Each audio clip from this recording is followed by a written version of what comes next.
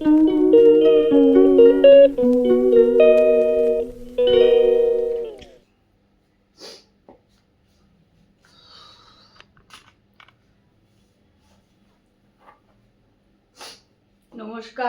সবাই কেমন আছো? আশা করি সবাই ভালো আছো।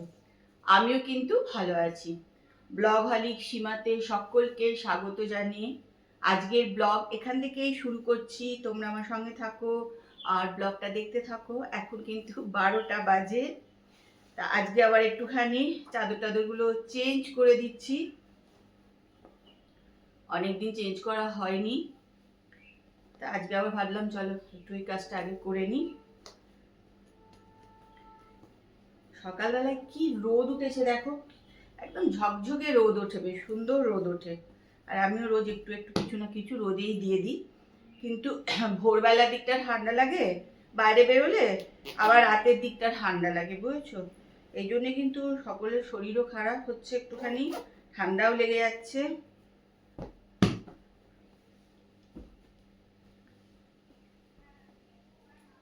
চলো আজকে তো ব্লগ এখানে শুরু করছি। তোমরা কিন্তু আমার সঙ্গে থাকো আর ব্লগটা দেখতে থাকো। আজকে তো আমাদের বন্ধুর মেয়ের বিয়েতে তো খুব আনন্দ, কদিন আমরা পাড়াতেই করলাম সবাই মিলে। তা আজকে ওর বউ ভাত আছে, তা সন্ধ্যেবেলায় আমাদের সেখানেও আজকে যাওয়া আছে।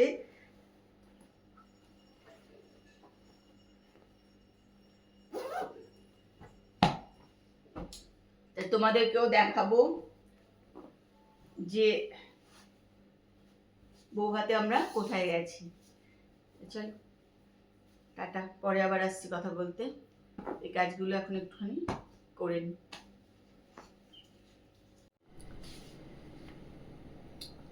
তো কদিন তো শুধু জামা কাপড় বার করছি, পরছি আর সোফার উপরে সব রাখছি, এই করলাম কদিন ধরে। আজকে একটু খানিকটা তুলে দিতে হবে, নাহলে বাইরে অনেক জামা কাপড় হয়ে গেছে জানো।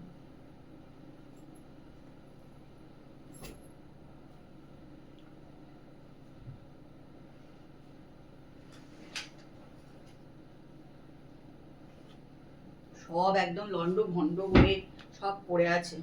আজকে একটু একটু গুছিয়ে নি, দেখি সকালে একটুখানি গোছগাছ করে নি খানিকটা।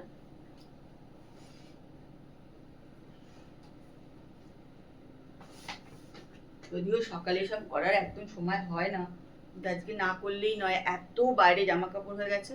আজকে একটু তুলতেই হবে সকালে, তো একটুখানি তুলে দিই। এই যে দেখছো সব ভর্তি খাট, এই সব কি অবস্থা। আজকে একটু গোছাতেই হবে।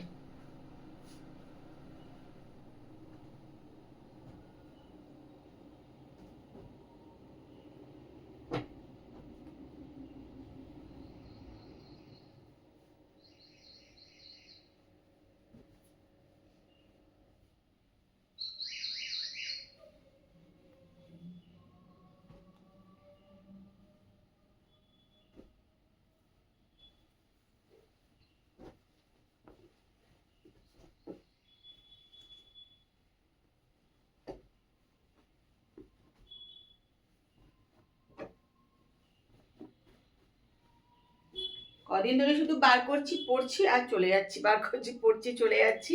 তারপরে একটু অবশ্য সব রোদে দিয়েছি, তারপরে আজকে আবার একটুখানি গুছি টুচি যাচ্ছি।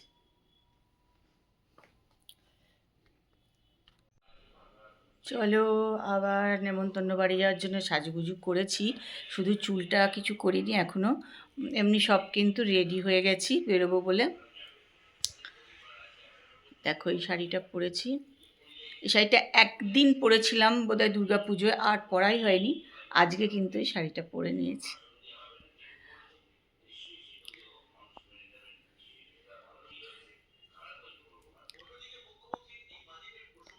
তা শাড়িটা কেমন বলো?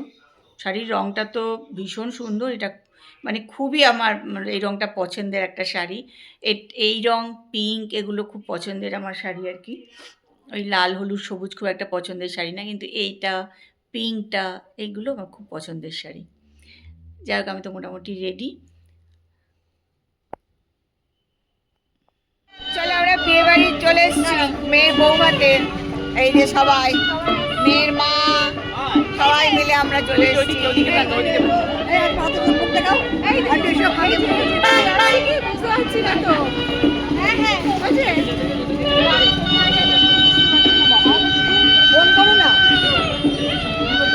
গেটটা বল।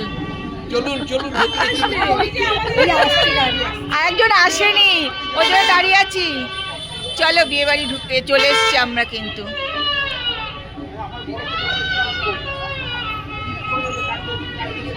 আমাদের ওই মেয়ের মা দেখো আসছে।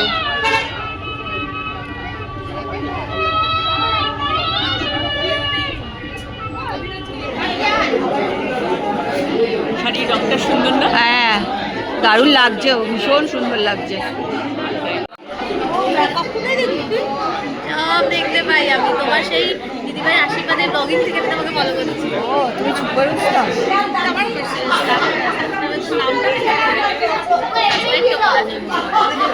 সার্চ করে ও আচ্ছা তাই বলো। করে দেবো, আজকে গিয়েই করে দেবো। ওই যে তোকে একটুখানি বানিয়ে দিলাম যাতে করে দিস আর কি। এমনি আমার একটা শখ ওটা। না এগুলো ভালো লাগে, ভালো লাগা। আর আমরা কিন্তু সব আপডেট তোমার ওখান থেকে পেয়ে যাই। কালকে তো আমি সব ব্লগ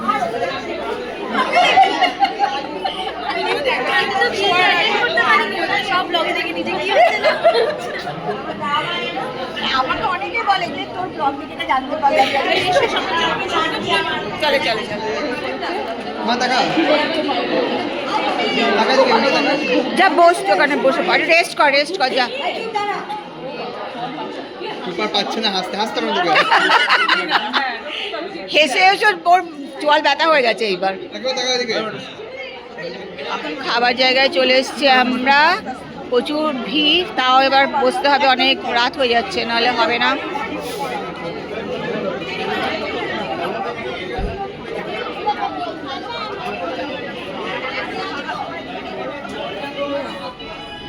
চলো মোটামুটি খাবার নিয়ে চলে এসেছি, যেটুকু খাবো সেটুকু নিয়ে এসছি। আমি একটু লঙ্কা পঙ্কা নিয়ে এসেছি,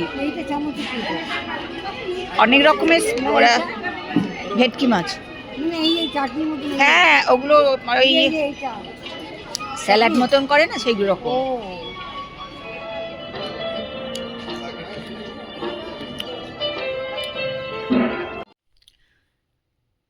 টুপের বৌভাত খেয়ে মানে তনুশ্রীর মেয়ের আজকে বৌভাত ছিল, তা সেখানে আমরা সবাই মিলে গিয়েছিলাম। খুবই আনন্দ, প্রচুর খাওয়া দাওয়া করে জাস্ট এইমাত্র আমরা এলাম বাড়িতে। সত্যি তনুশ্রীর মেয়ের বিয়েতে আমরা খুব খুব আনন্দ করেছি, খুব মজা করলাম, খুব ভালো লাগলো। কদিন খুব আনন্দ করে কাটালাম। টুপকে আজকেও প্রচণ্ড সুন্দর লাগছিল, ভীষণ সুন্দর লাগছিল।